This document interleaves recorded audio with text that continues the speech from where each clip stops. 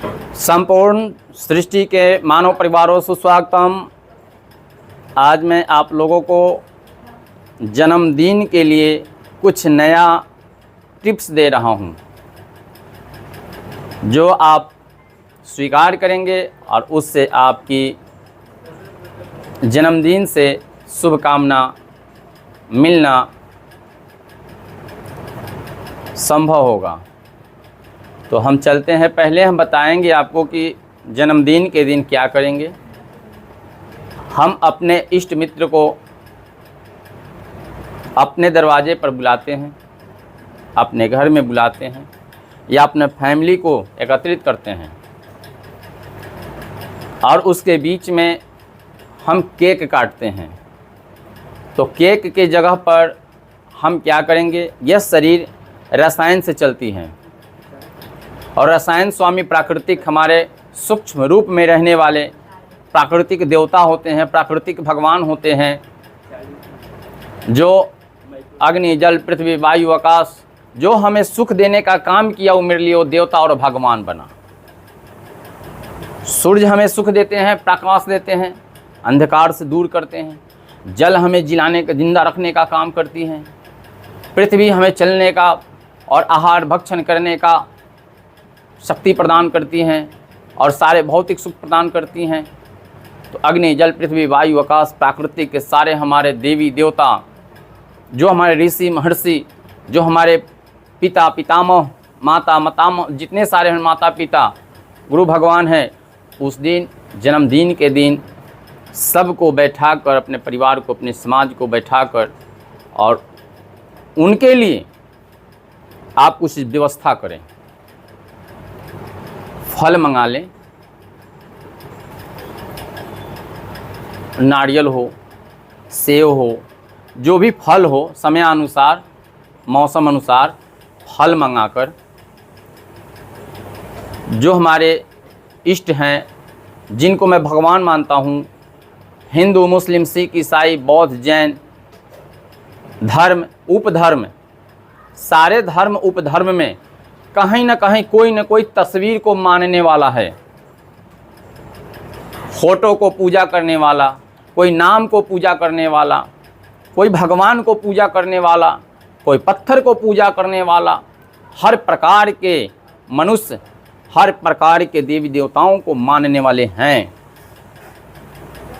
तो जो आप भगवान को, देवी देवता को, जो इष्ट को मानते हैं, अपने माता पिता को ही मानते हैं, अपने गुरु को ही मानते हैं, उनके लिए आप अपने मन और अपने कर्म और अपने वचन से उनके चरणों में नतमस्तक हों, नैवेद्य प्रसाद अर्पण करें।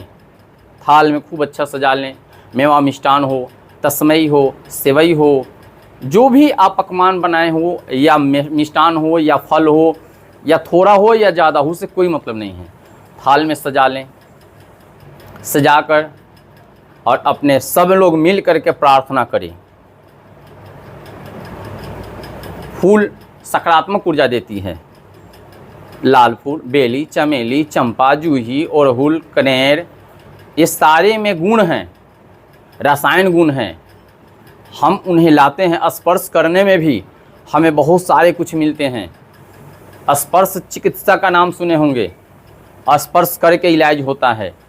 यानी कि मैं पुष्प को तोड़ने जाऊंगा, उतारने जाऊंगा वृक्ष से, तो स्पर्श करूंगा, सारे लोग पुष्प को स्पर्श करेंगे, उससे जो रसायन मिलती है, स्पर्श रसायन, उससे भी हमारे शरीर में एक्टिविटी बढ़ेगी, शक्ति बढ़ेगी, ऊर्जा मिलेगी। वहाँ मेरे नेत्र जो हरे भरे वृक्ष के पत्तों पर, जैसे बेलपत्र है, तुलसी पत्र है, पुष्प हैं, वैसे पुष्पों पर, वृक्ष के पत्तों पर मेरा नज़र दृष्टि जब जाएगा तो वहाँ मेरे नयन को सुकून मिलेगा, शीतलता मिलेगा। और वह आहार प्रसाद रूप में मेरे शरीर में अगर जाता है तो वह रसायन की पूर्ति करता है और शरीर मेरा स्वस्थ होता है। और जब शरीर मेरा स्वस्थ होगा तो जिनके जन्मदिन पर मैं सब परिवार हम लोग एकत्रित हुए हैं, उनके जन्मदिन की बधाई देंगे और उनके जीवन में खुशियाँ के लिए कामना करेंगे, उनकी आरोग्यता के लिए कामना करेंगे, प्रार्थना करेंगे, विनती करेंगे। और हम लोग प्रार्थना अपने परिवार के लिए करेंगे, अपने इष्ट मित्र से, अपने परमात्मा से, अपने मालिक से, अपने जगदीश्वर परमेश्वर, अपने देवी देवता, अपने ऋषि मुनि, अपने माता पिता, गुरु भगवान से निवेदन करेंगे कि जो आप लोग में संस्कार है, उच्च विचार है, वह मुझे भी प्रदान कीजिए।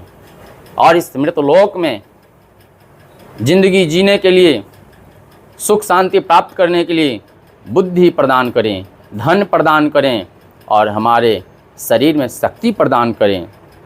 इस तरह से बोलते हुए अपने एक बार जोर से जयकारा लगाएंगे और जयकारा लगाते हुए जन्मदिन पूर्ण करेंगे। और ताली, ज़ोर ज़ोर से ताली बजाकर वहाँ के नेगेटिव वातावरण को, शांत ध्वनि को, जो वहाँ के नकारात्मक ऊर्जा होता है, वो जब ताली की ध्वनि जब जाती है तो ताली की ध्वनि, घंटे की ध्वनि, ये शंख की ध्वनि नेगेटिव ऊर्जा को दूर कर देता है। तो हम नेगेटिव ऊर्जा को दूर करने के लिए ताली की ध्वनि करेंगे उत्पन्न। और ताली की ध्वनि उत्पन्न करने से हमारे हाथ की एक्सरसाइज भी हो जाती है। और ये सारे स्पर्श होने के बाद कसकस के पीटने से ये हमारा योगा भी हो जाता है और मैं स्वस्थ भी होता हूँ। हंसते मुस्कुराते परमज्योत परमात्मा, प्राकृतिक स्वामी, अपने अपने इष्ट मित्र, अपने भगवान परमात्मा को, मालिक को, सर्वशक्तिमान को नमन करते हुए प्रसाद लेंगे और वहाँ से अपने अपने घर को प्रस्थान करेंगे। उस दिन आप अपने जन्म को सफल बनाने के लिए एक वृक्ष लाएंगे, वृक्ष को पूजा करेंगे, वृक्ष में एक वस्त्र के रूप में एक धागा बांध देंगे, क्योंकि वो जिंदा है। धागा बांध देंगे, धागा के रूप में वस्त्र उनको मिल गया। और क्या करेंगे, उसमें थोड़ा सा रोड़ी लगा देंगे, हल्दी लगा देंगे। उनके अंदर में, जो वृक्ष राज के अंदर में जो शक्तियाँ होती है, शक्ति स्त्री रूप में होती है, उनके लिए सिंदूर गिरा देंगे। और सब देने के बाद थोड़ा सा जल गिरा देंगे, जल दे देंगे। जल देने के बाद, अर्पण करने के बाद प्रसाद अर्पण कर देंगे और उन्हें कहेंगे कि हे वृक्षराज, हमारे जन्मदिन की बधाई में आपका स्वागत। और स्वागत के साथ साथ आप हमारे जीवन को सफल करने के लिए, हमें पुण्य बढ़ाने के लिए आज मैं आपको वृक्षारोपण भूमि में आपको अर्पण करूँगी। और आप संपूर्ण मानव, संपूर्ण जीव जातियों को सुख देने का काम करेंगे, शीतलता प्रदान करने का काम करेंगे। आप सबको, अपने वृक्षों को, पक्षियों को, कीड़ों मकोड़ों को अपने शरण में रखने का काम करेंगे। इतना बोलते हुए अपने राही बटोहियों को शीतलता प्रदान करने का काम करेंगे और गर्मियों के मौसम में सुख देने का काम करेंगे। मैं इतने सारे आशीर्वाद आपसे लेते हुए मैं आपको कोटि कोटि चरणों में नमन करता हूँ, नमन करता हूँ, नमन करता हूँ। जन्मदिन की बधाई हो। आप सब बोलेंगे कि जन्मदिन की बधाई हो, जन्मदिन की बधाई हो, जन्मदिन की बधाई हो।